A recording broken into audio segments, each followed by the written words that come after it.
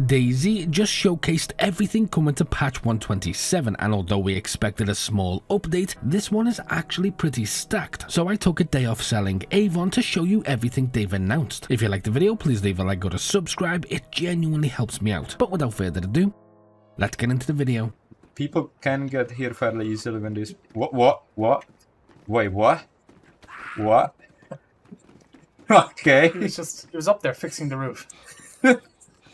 Well, that was a surprise. Let's jump in with some of the larger changes, but honestly, there are so many smaller ones coming that's definitely going to impact how you play. I'll also talk about the roadmap and release date near the end. So, first of the content updates, let's talk about the changes specifically to Sakhal. Sakhal has had a bit of an overhaul. The East Coast, for example, they said the town has been filled out, which you can see here, a new village has been added, and there's a lot more to loot in these places as well. There are also new assets in the map, such as the buoys, which can help you navigate the ice sheets, and even comes with a little light too. Islands have also received updates, and they've added new areas, adding bunkers for example, and the tower, which also apparently applies to the peninsula as well. And they've added other smaller points of interest around the map for you to discover. They said they've removed pieces of the forest near the military peninsula, so to make things more open, a little bit more dangerous. They've also teased a rather large point of interest off one of the islands, but didn't show it. And now the light in the bunker dims as the fuel in the generator depletes, so it's a good way to know when you should leave. So pretty noticeable changes all around on Sakhal. And something they teased a while ago and actually went and did it, they've added a third carry slot for selective melee weapons, which can be attached to lots of backpacks. There's also a slot for lights, the compass, radio receiver, and so on, in addition to this universally, making backpacks way more useful overall, even some of the crafted ones apparently. The VSD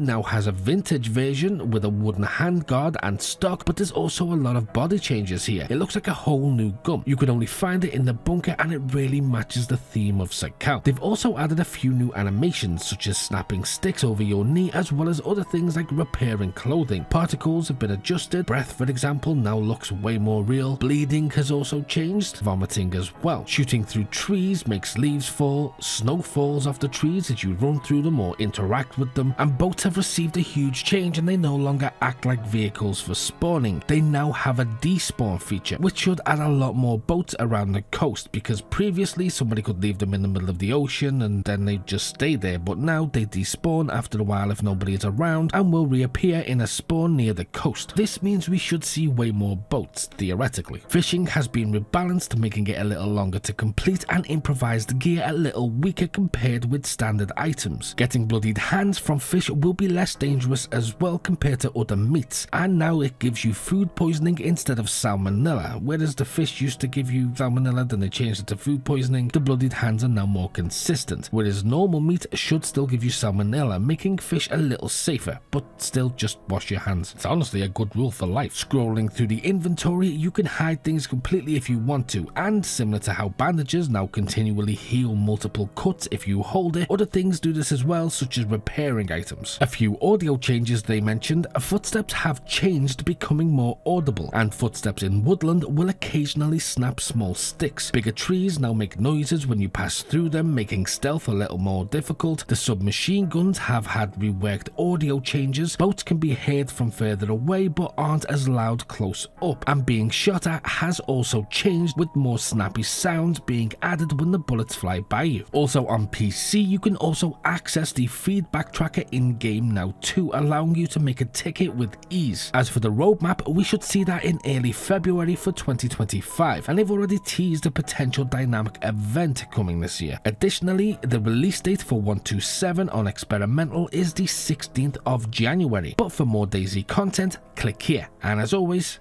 until next time.